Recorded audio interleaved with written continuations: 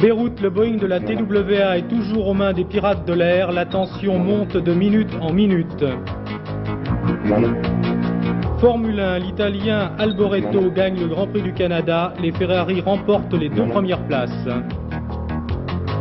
Jour J-1 pour le Français Patrick Baudry à Cap Canaveral. Ce soir, nous vous montrerons chez lui un astronaute bien tranquille. Cocaïne, le dernier film de Paul Morisset, transpose les leçons de Freud dans la jungle d'Alphabet City, les censeurs renaclent. Mesdames, Messieurs, bonsoir. Cela fait maintenant presque 3 jours que le Boeing de la TWA est aux mains des pirates de l'air. D'heure en heure, de minute en minute, la tension monte et personne ne peut dire ce soir comment ce détournement va se terminer. On ne sait même pas combien il reste exactement d'otages à bord. Depuis la fin de la matinée, l'avion est immobilisé sur l'aéroport de Beyrouth. Hélène Rizacher. Après de difficiles tractations, le Boeing de la TWA s'est posé pour la 3e fois à Beyrouth. Les pirates de l'air négocient maintenant avec Nabi Berri, ministre libanais et chef du mouvement chiite Amal. Une lettre qui aurait été signée par les derniers otages de l'avion a été adressée par l'intermédiaire des pirates de l'air au président Reagan. Les otages demanderaient aux États-Unis de ne pas intervenir militairement. Cet après-midi, 15 militaires américains se sont dirigés vers Beyrouth à bord d'un hélicoptère après une brève escale à Chypre. Pendant ce temps, aux États-Unis, le président Reagan rentrait à la Maison-Blanche. Pouvons-nous jouer le jeu des terroristes sans mettre en péril des gens à l'avenir? La position des États-Unis est de ne pas négocier avec les terroristes. J'espère que les pirates de l'air se rendront compte qu'il ferait mieux de relâcher leurs otages pour leur propre sécurité. Ronald Reagan a confirmé aussi que 6 à 8 passagers portant des noms à consonance juive ont été enlevés lors de la première escale de l'avion à Beyrouth vendredi soir. Nous sommes très inquiets à leur sujet, a-t-il dit. En plus des contacts politiques entre États-Unis, Liban, Israël et Syrie, une délégation de la Croix-Rouge internationale, arrivée hier à Alger, a participé pour raisons humanitaires aux négociations avec les pirates de l'air, ce qui a permis la libération de 3 nouveaux otages. Depuis hier soir, 3 avions ont ramené près de 80 personnes vers Paris. Un 4e appareil s'est posé à Athènes avec le groupe d'otages grecs libérés. D'après les premiers témoignages, les pirates de l'air sont très nerveux et obligent les passagers à rester assis, la tête baissée. Ce soir, quelques 32 otages américains sont toujours à bord du Boeing détourné. Actuellement, la situation est de plus en plus dramatique dans l'avion et sur l'aéroport. Témoin cette correspondance de l'agence France-Presse que nous venons tout juste de recevoir, au moment même où les ambassadeurs des pays occidentaux viennent d'arriver sur l'aéroport de Beyrouth. Un dénouement heureux pour intervenir ce soir dans le détournement de l'avion de la TWA. M. Nabi Berri a annoncé en effet que le CICR serait disposé à transférer les prisonniers libanais qui se trouvent incarcérés dans la prison israélienne d'Atlit vers Damas.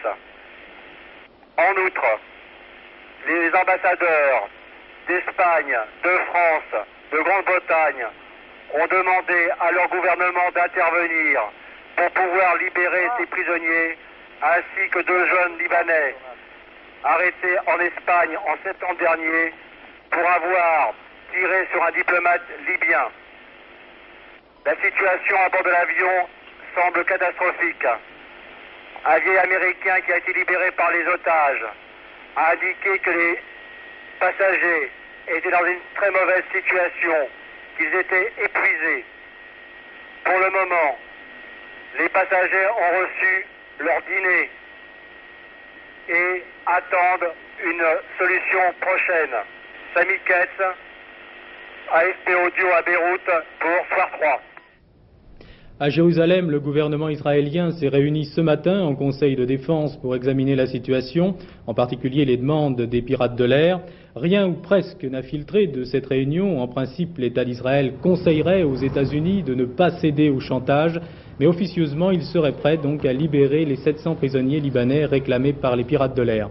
Mais un dernier sort, c'est aux États-Unis de demander cette libération et jusqu'à présent, Washington semble s'être abstenu de le faire. À Beyrouth, c'est le leader des chiites Amal, Nabi Berri, qui mène actuellement les négociations, bien qu'apparemment les pirates de l'air n'appartiennent pas à son mouvement. En fait, dans toutes ces affaires d'enlèvement, de détournement d'avions, d'attentats que connaît actuellement le Liban, on retrouve toujours des membres de la communauté chiite, une communauté qui apparaît très divisée. Joël Hazard. La résistance face à l'occupation israélienne, ou ce qu'il en reste, c'est ce qui unit toujours les diverses factions chiites au Liban. Des intégristes aux nationalistes, un objectif commun, récupérer le Sud, tout le Sud. L'autre dénominateur commun, leur revendication d'une part de pouvoir au Liban. Tous ont le sentiment d'avoir été trop longtemps les déshérités de la région, ce qui les rend solidaires dans leur combat, que ce soit contre les autres factions libanaises, contre Israël, contre les États-Unis. Car selon eux, Washington veut toujours les réduire au silence par la force. Mais là s'arrête l'unité des chiites. Le mouvement Amal de Nabi Berri, la principale organisation, se veut pragmatique.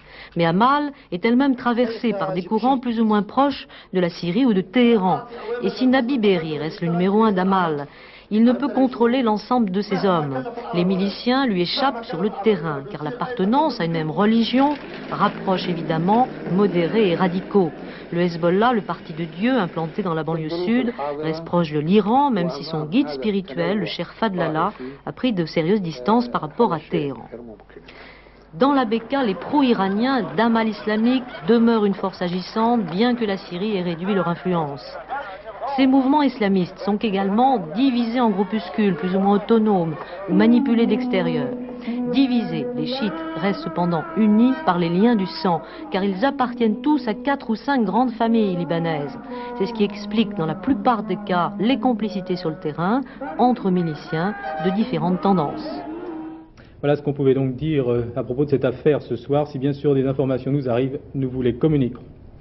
Sport à présent, il y a bien longtemps qu'on avait vu un doublé Ferrari à l'arrivée d'un Grand Prix automobile. Ce soir à Montréal, les voitures italiennes ont été irrésistibles. Michele Alboreto a franchi en tête la ligne d'arrivée devant son coéquipier le Suédois Stefan Johansson. Le film de la course commenté par Daniel Leclerc.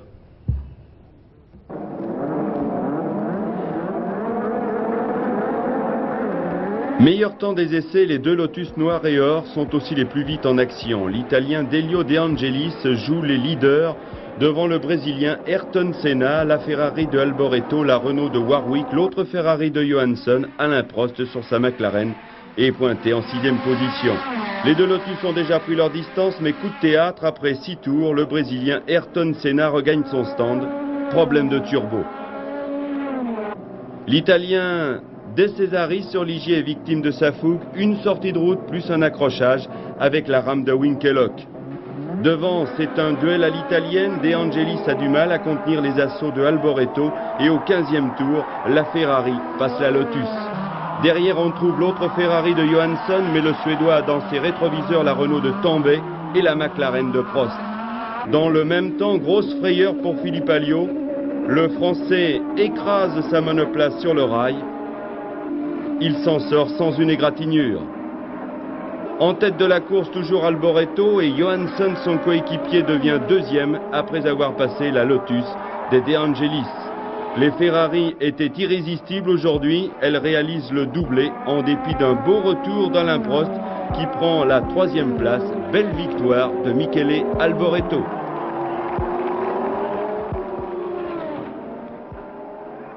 Après ce Grand Prix, l'Italien Alboreto est en tête du championnat du monde des conducteurs avec 27 points.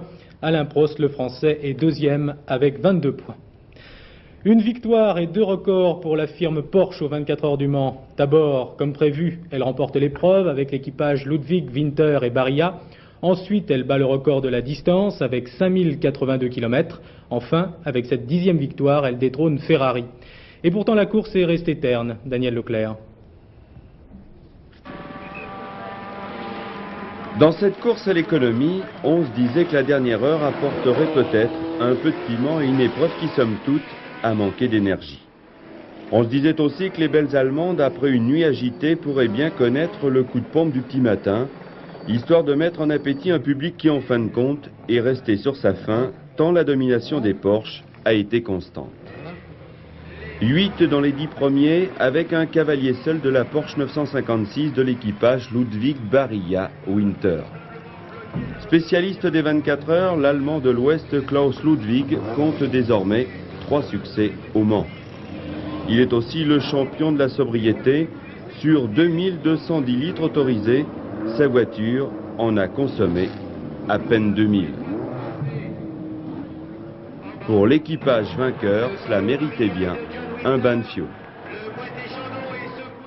En cyclisme, sachez que c'est l'Italien Silvano Contini qui a remporté la 37e édition du Grand Prix du Midi Libre. Et puis en athlétisme, le sauteur en hauteur suédois Patrick Seberg a franchi aujourd'hui 2,38 m. C'est le nouveau record d'Europe. L'ancien record appartenait à un soviétique, Valéry Tereda, et à un Allemand de l'Ouest, Reinhardt, avec 2,37 m, 1 cm de plus donc pour les Suédois. Es war heute absehbar, wer wohl am höchsten springen würde. Der Schwede Sjöberg. Seine Versuche über 2,30 m und 2,34 m. 2,38 m, je vous rappelle, ce record d'Europe.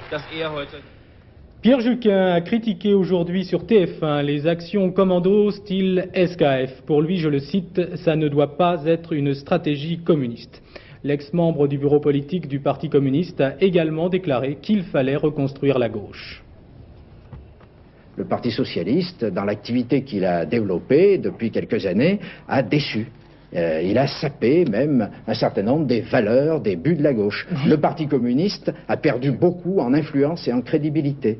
Il est tout à fait indispensable, à mon avis, que nous trouvions les chemins d'une union qui nous permettent de battre la droite, dont on n'a pas encore parlé et qui pour moi est le danger maximum, le danger numéro 1, car c'est la droite de 86, la droite Thatcher, la droite réganienne, la droite qui ferait passer une tornade sur la France dont on se souviendrait, qui déstructurerait encore beaucoup plus notre pays, créerait une société duale à l'américaine avec des pauvres. Il faut battre la droite et essayer de créer les conditions telles qu'une gauche majoritaire, même de justesse, parvienne à créer un gouvernement qui fera une politique différente de celle qui a été faite jusqu'aujourd'hui. Ce que je déplore, c'est que la politique socialiste, j'ai pris l'exemple de la politique industrielle actuelle, ne permette pas d'assurer cette défaite de la droite.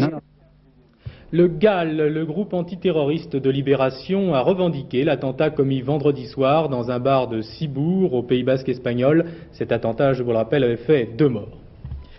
Il y a actuellement 164 000 réfugiés en France. Environ la moitié vient du sud-est asiatique. Or, jusqu'à présent, la procédure qui permet d'obtenir le droit d'asile était difficile et longue. Un nouveau règlement est entré en vigueur hier. Il va accélérer cette procédure. Francine Raymond. La procédure sera plus simple, plus rigoureuse, sans que l'on ne touche au principe fondamental du droit d'asile. La France reste une terre d'accueil. Un seul organisme compétent pour accorder le droit d'asile, l'OFPRA, établissement public placé sous la tutelle du ministère des Relations extérieures, avec 6 délégations régionales. Dès son entrée, légale ou non en France, le demandeur d'asile doit se rendre à la préfecture où on lui délivre une autorisation provisoire de séjour valable 1 mois. La circulaire est claire, il est exclu que les préfectures effectuent un premier filtrage entre vrais et faux réfugiés comme cela a pu être le cas. Le demandeur d'asile ensuite a 1 mois pour présenter son dossier à l'OFPRA et obtenir une nouvelle autorisation provisoire de séjour valable 3 mois et renouvelable automatiquement. Le temps pour l'OFPRA de lui accorder ou non un statut de réfugié. Une fois ces démarches effectuées, le réfugié peut travailler, résider en France et avoir accès à certaines prestations sociales. Les réfugiés du sud-est asiatique qui arrivent en France par l'intermédiaire d'organisations humanitaires bénéficient eux d'un visa de long séjour renouvelable tous les 6 mois. Désormais, la procédure pour obtenir un statut de réfugié devrait être plus rapide, mais actuellement 8000 demandes sont en instance et il n'est pas prévu de donner des moyens supplémentaires à l'OFPRA.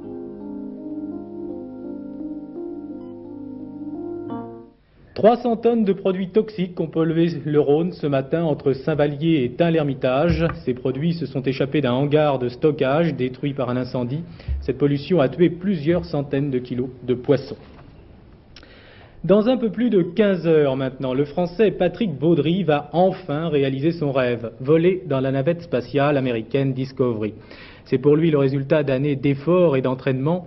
Mais avant son départ, Daniel Durandet a voulu nous montrer qui se cachait derrière l'astronaute. En définitive, vous allez le voir, un homme bien tranquille. Il vaut mieux avoir un bon entraînement physique, surtout un entraînement régulier, pas trop dur, qui donne un bon équilibre physique pour résister à tous les problèmes de l'impesanteur, qui sont quand même des problèmes assez difficiles pour le système cardiovasculaire. Et le fait de pratiquer un entraînement physique régulier, ça donne un bon équilibre général. Et je crois que c'est excellent et très très important.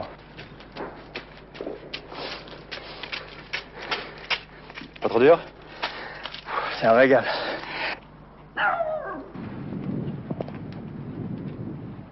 Vous êtes fier d'être militaire? Ah, très fier, oui. Oui, je crois que là, c'est absolument aucun doute là-dessus. L'armée, c'est ma famille. Moi, j'étais en unité opérationnelle jusqu'à l'âge de 31-32 ans. Et ça a été les meilleures années de ma vie.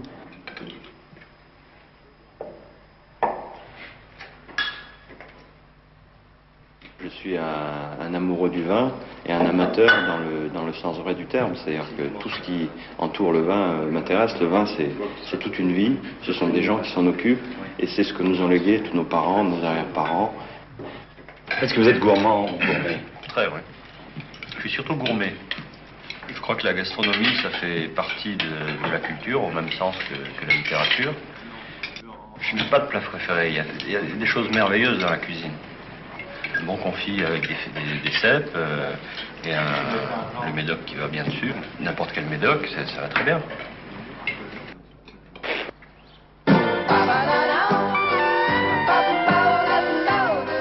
Tintin, pour moi, c'est une grande partie de ma jeunesse. Je veux dire, j'ai beaucoup de souvenirs où Tintin était présent, comme beaucoup d'entre nous. Beaucoup de souvenirs avec les copains, les cousins, les parents, l'oncle, la tante. On se battait pour avant d'aller se coucher, prendre le Tintin qui venait de sortir. Sinon, qu'est-ce que vous aimez dans la littérature française ou étrangère? J'ai eu une époque où je dévorais Balzac. Et dans la lecture étrangère, je crois que Arthur Clarke est vraiment l'auteur que je trouve le plus fantastique.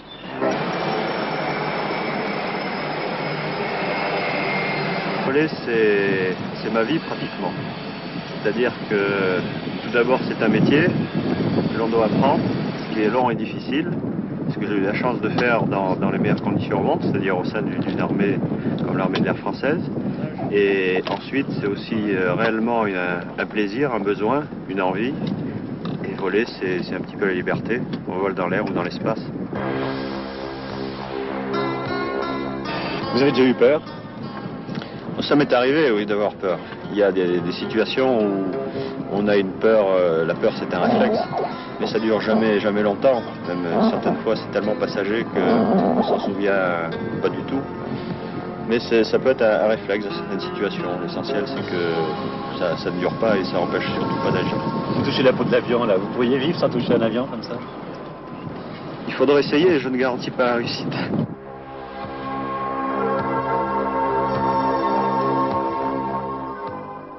Le décollage est prévu pour demain à 13h30 heure de Paris.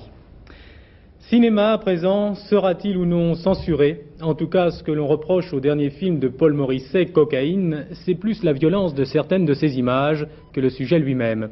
Ceux qui aiment le film disent que c'est le West Side Story des bas-fonds. À vous de juger.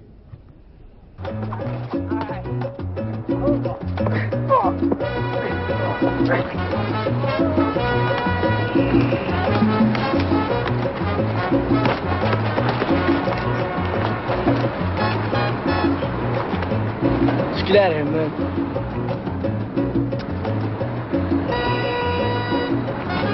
The fuck you looking at? Who the fuck are you talking to, you fucking faggot? Hey, fuck you, you piece of shit. Fuck you, man.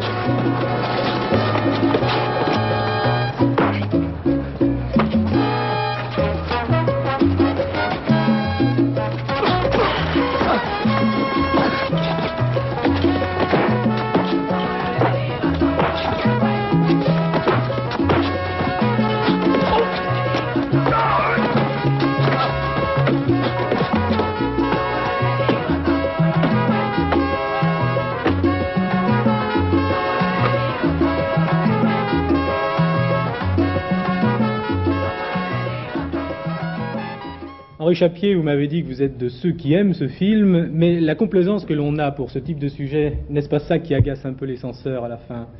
Ben écoutez, pour vous dire la vérité, ce n'est pas ce qu'on voit tous les jours dans les cours de récréation, mais ça n'en est pas loin non plus. Il faut quand même l'avouer.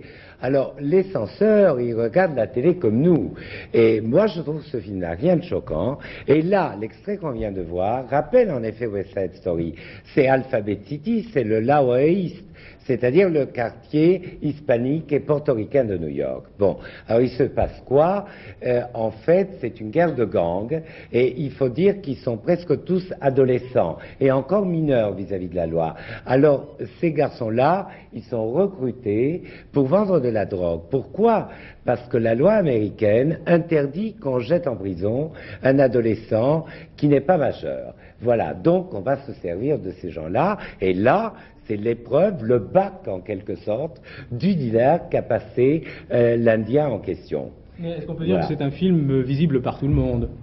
Mais moi je crois que oui, parce que la musique que vous entendez là, vous l'entendez pendant tout le film, elle est fabuleuse. C'est la musique hispanique, portoricaine, la musique latino-américaine, et c'est une mise en scène très élégante, tout à fait stylisée, et donc on n'y croit pas. Il y a des meurtres, mais on sent bien... Oui, mais c'est quand même une bande dessinée. Écoutez, les bandes dessinées d'aujourd'hui, les gosses de 8 ans les lisent, ils ne sont pas émotifs, leurs parents non plus. Il y a un côté jeu dans le film, il est très très bien fait, c'est du beau cinéma. Et alors je voudrais vous le dire, avant même de vous en montrer les images, qu'il y a aussi une affaire mère-fils, parce que le chef de gang est une femme, c'est une actrice brésilienne extraordinaire, Marilia Pera, une sorte de Magnani brésilienne, et là vous allez la voir, elle imite Carmen Miranda, et finalement elle est très abusive vis-à-vis de son fils, d'où les désastres du film. Regardez-la, écoutez-la plutôt. Of my grandchildren. If you were in Rio, if you were in Rio, we will dance up on the beach and get drunk for 3 days. Hey Rita, do some of that Carmen Miranda stuff. Yeah, go on.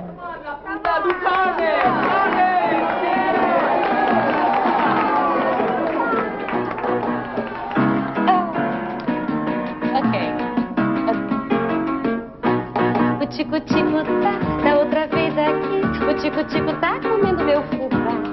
Se o tico-tico tem que se alimentar, que vai comer umas minhocas no pomar. O tico-tico tá outra vez aqui. O tico-tico tá comendo meu fubá. Se o tico-tico tem que se alimentar, que vai comer umas minhocas no pomar. Mas por favor, tira esse bicho do celeiro, porque ele acaba comendo o fubá inteiro. Tira esse tico de cá, de cima do meu fubá. Tem tanta coisa que ele pode pinicar. Eu já fiz tudo para ver se ele sumia. Botei alpiste para ver se ele comia. Botei gato no espantalho, um sapão, mas ele acha que fubá é que é bom alimentar. À Chantilly, dans le Grand Prix de Diane, c'est la belle Lifarita qui a gagné. Voici ce qu'il fallait jouer, le 3, le 1 et le 7.